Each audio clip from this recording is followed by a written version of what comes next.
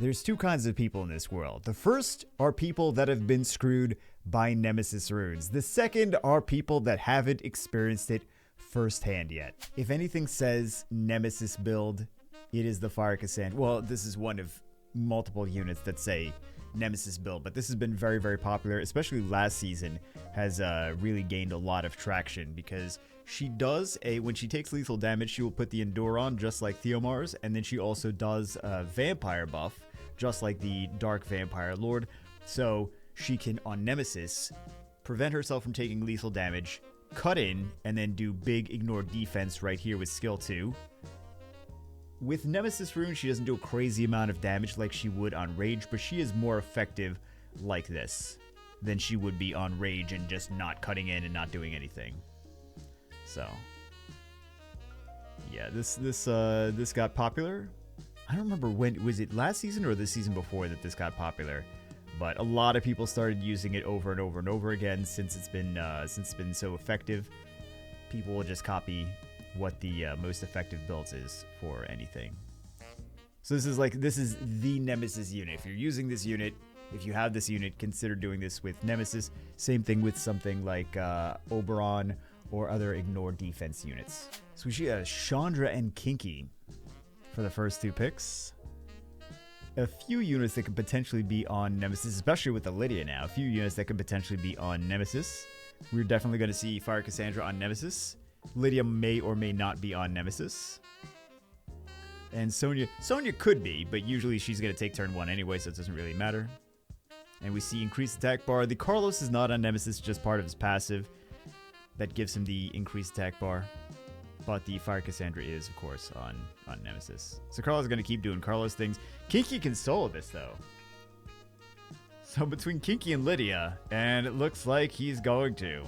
He is probably going to... Okay, that's not how I thought that was going to end. So we're going to see a Leo... We're not going to see a Leo come out. I was... because they have the Miles. They don't want to counter their own unit, but Leo wouldn't have been a bad choice here. So do we see the Cassandra cutting in at any point? She should cut in here, increase attack bar, and she snipes out, and she doesn't snipe out. Not enough damage. How does this play out, though? I suppose we'll see. I hate seeing Riley win anything. I know. She's a solid unit. Solid free-to-play friendly unit. Increased attack bar. Okay. But she did not have skill 2. And I don't think she's going to survive. Oh, she's going to take the next turn. All right. So we're going to see something a little bit different here. We've got the Fedora who's going to be on Nemesis. They have 2 speed leads.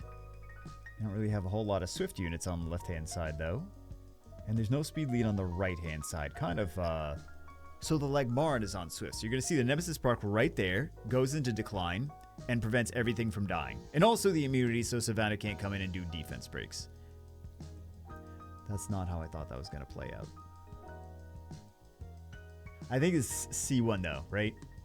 So maybe that partially explains it.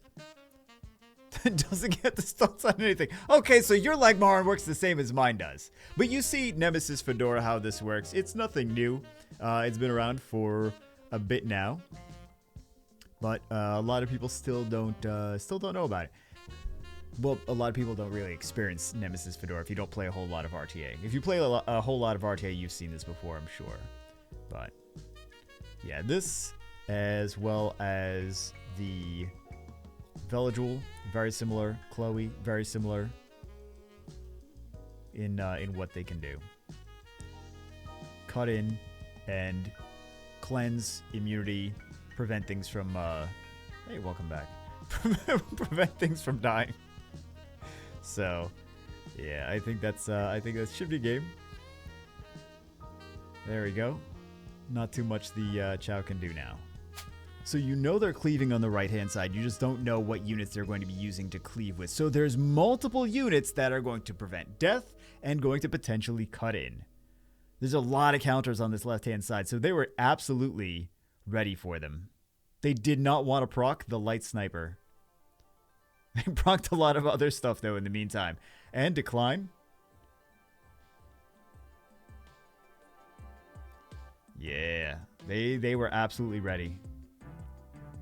They were absolutely ready for them. Now the question is this going to be a Miho solo? Yep. It's going to be a Miho solo, isn't it? Yeah, that's going to be rough for the Leo. Unless he just decides to not crit. But it looks like he's getting controlled enough that, yeah, GG. They were ready, though. It's C3. They were ready. So which units are on Nemesis? Which units are on... I'm guessing the Chloe's going to be on Nemesis. Although, Wind Robo could be on Nemesis as well. So let's see. Blade Crush, increase attack bar on the Chloe, increase attack bar even more. Chloe is almost dead. Luckily, she did not get cooled down. And let's see if... I feel like this is going to be a Light Monkey and Oliver spotlight if I've ever seen one. As soon as these two get turns, it's kind of Light Monkey and Oliver spotlights. That's how this goes. Played this game before. Also, I happen to be one of the people abusing this combination, so... yeah. And they do have this as... ooh, and the Violent proc. But they do have... they just give up after that. But they do have this to stay with the Chloe, and you can see how strong Nemesis can be on something that gives immunity and invincibility. So potentially a Nemesis on the Covenant. Let's see. Bans out the sustain from the right-hand side. Talon Lang is gonna proc it. There we go. Increase attack bar. And he goes for Tessarion. Tessarion's got the damage mitigation. There's no attack power buff. I thought he was gonna go for the Vanessa, actually.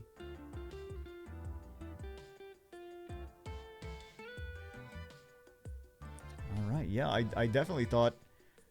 I mean, everyone's got their own playstyle. I definitely thought he was going to go for the Vanessa.